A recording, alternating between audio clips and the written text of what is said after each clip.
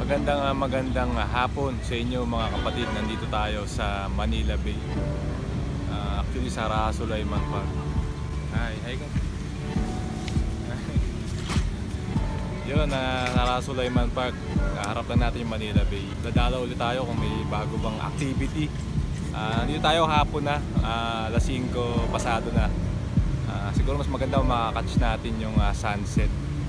Alam ko hindi pa ako nakakapag-try magstay ng Manila Bay ng palubog yung araw, at alam ko naman isa sa pinaka the best spot itong Manila Bay para kaya tara, samahan nyo ako ulit para lakbayin kung haya ng magandang paglubog ng araw or sunset, famous sunset ng Manila Bay. Tara.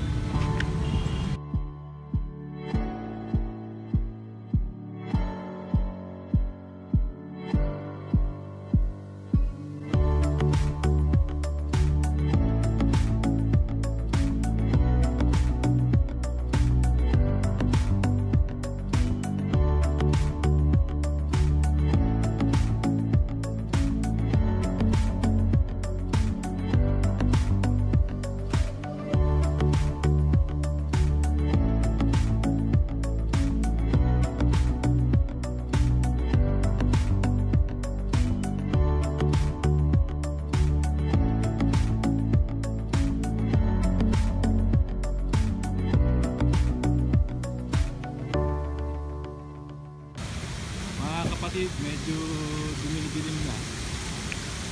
Kaya ito, pupunta na tayo ng Manila Bay. Ang ganda ng artwork mga kapatid.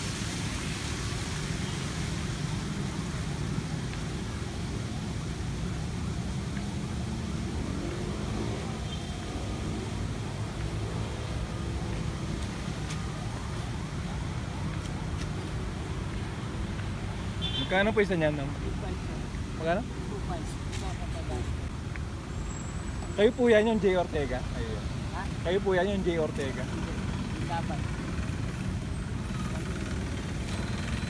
Mga kapatid, dito lang sa Raha Sulaiman, may nagbebenta ng mga paintings. Kano sir? 2,500. Hindi na ba negotiable? May frame na yung 2,500, kaya yun, kung magagawi kayo rito, puntahan nyo at magaganda yung mga paintings. Baka naman sir, para naman. Sir Rafael, dito lang sa gilid ng Raha Sulaiman Park. Sige sir. Nakaraan na-interview ako ni Kong ha. Pumunta rito si Kong? Sana nabuta ko si Kong. Pumunta raw si Kong dito at idol natin yun. Alauna ko, pinsig gilid pa. Ang init nun ha. Daling araw. Bakit daw? Bakit dumalaw din siya sa Manila Bay? Bakit nakapwesto? Nagkakabiti lang si Kong. Nagkakabitin ako dyan. Nagkakabiti ka rin ba? Yes. Gen 3. Ayun. Yan, Kong TV, talo ka na ulit dito. Dito. Okay, sir. Thank you, sir.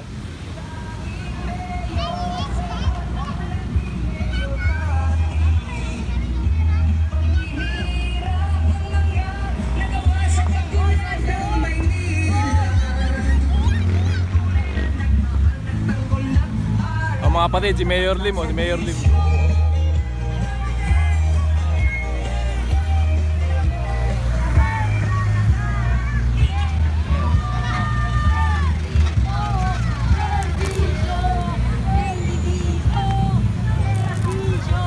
Mayor Lim mga kapatid, Mayor Lim.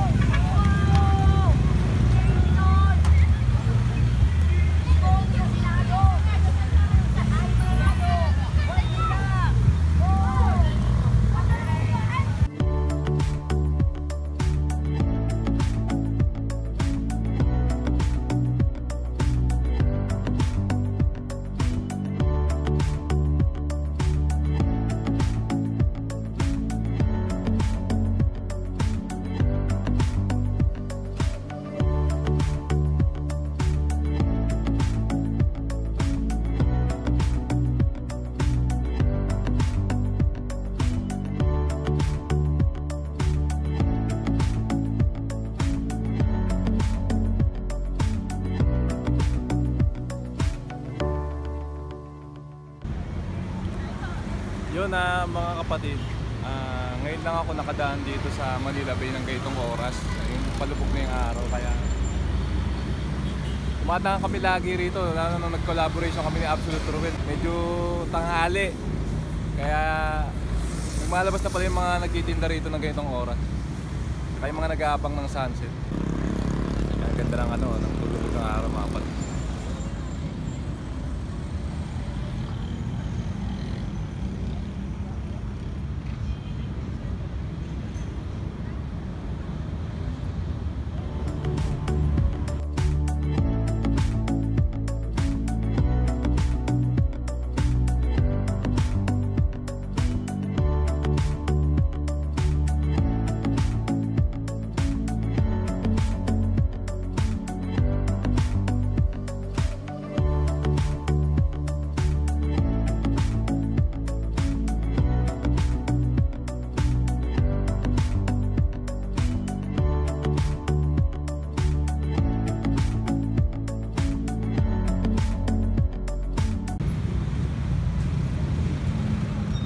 Yun mga kapatid, tatry nating puntahan pa rin yung doon banda sa US Embassy, yung mostly nung activity nung dredging tsaka nung pag-uukay nung buhangin. Tako na nga yung mga bakoy gumagana pa rin eh.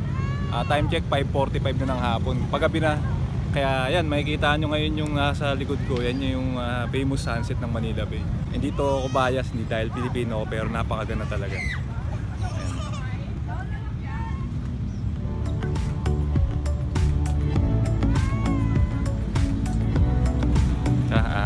Diretso pa tayo ron sa point ng nagde-dredging tsaka nagpapako.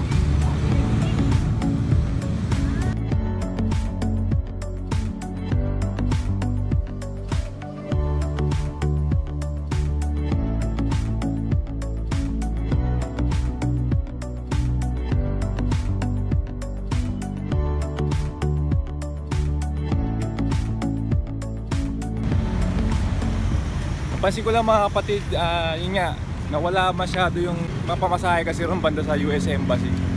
Umusog lang pala ng konti, nandito na sila bandang Ras Sulaiman. Ayun, papunta tayo ngayon doon sa pag-uukay ngayon kung hanggang saan na pa talaga.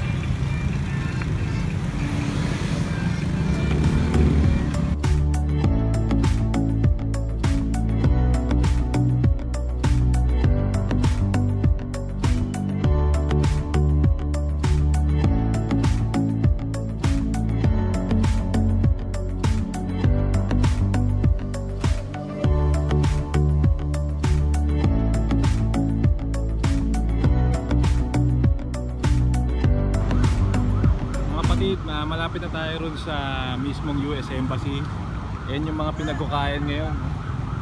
Nagpas tao na mga kapatid.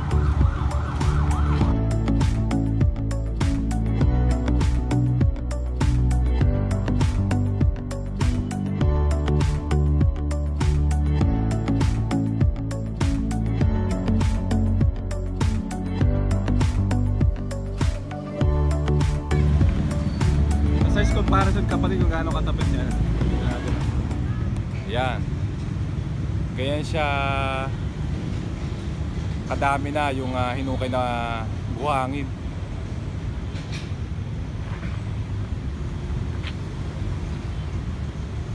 Yun, approaching na. Mga kapatid, approaching na tayo ng US Embassy. Yan, ang daming tao.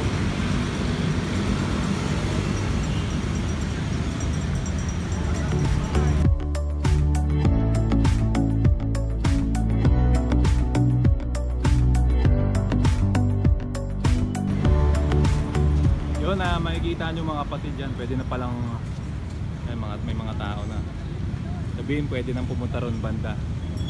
Hindi ko lang alam kung pwede dun mismo sa beach, pero yan, pwede na sila dun sa semento, pwede na silang umupo at mag-abang ng sunset.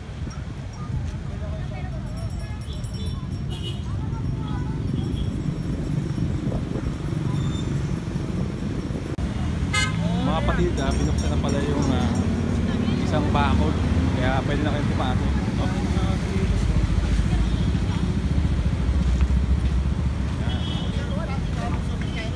Direct sa atin ngayon.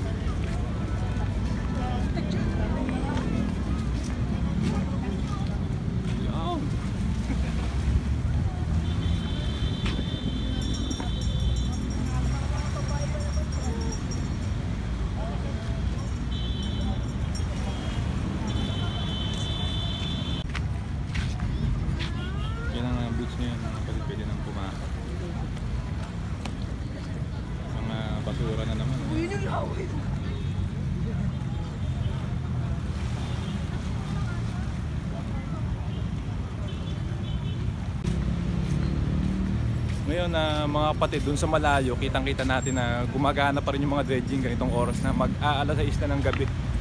Medyo maliwanag pa rin nga lang, kaya titingnan natin kung hanggang ngayon eh. Kanina nakita ko gumagalaw eh, nag-uukay. Hindi natin baka tumigil na, kasi gabi na eh.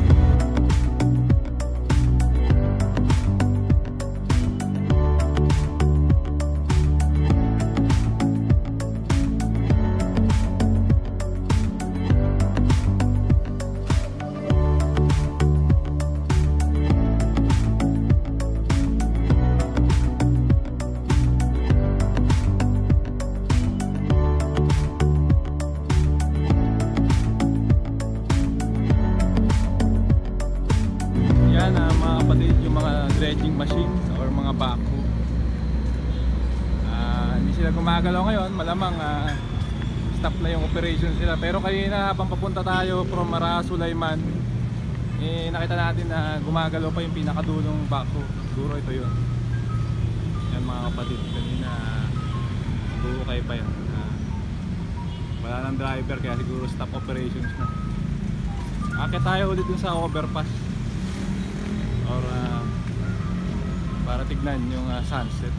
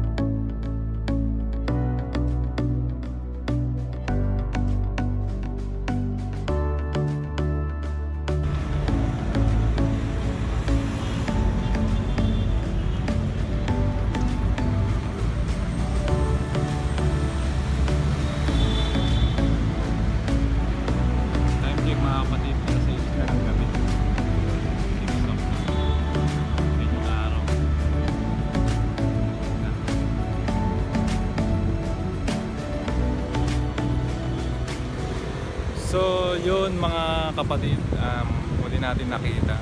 Ngayon, personally ngayon ko lang nakita yung kagandahan, atmosphere dito sa Manila Bay kapag hapon or paggabi. Mas masarap pumunta kung kasama niyo yung pamilya niyo. Siguro kung may time, try ko naman ng umaga. Pero ngayon ko lang na-try ng palubog yung araw, mas maganda pala talaga. Ngayon tatry natin capture yung sunset kung kaya. Ngayon nakatago ko sa ulap. Kaya yun, ngayon for the meantime, masyado nang mataas yung hukay, yung gabundok ng hukay na nadaanan natin. Yung mga nagtitinda tuloy pa rin siguro kasi wala nang araw. Maganda pa rin yung bukas na nga pala, bagong update, bukas na yung binuksan na yung isang parte ng Manila Bay, tinanggal yung harang na kulay asul, kaya pwede na makatungtong yung mga tao mismo dun sa semento. Kaya yun, ito mga update natin.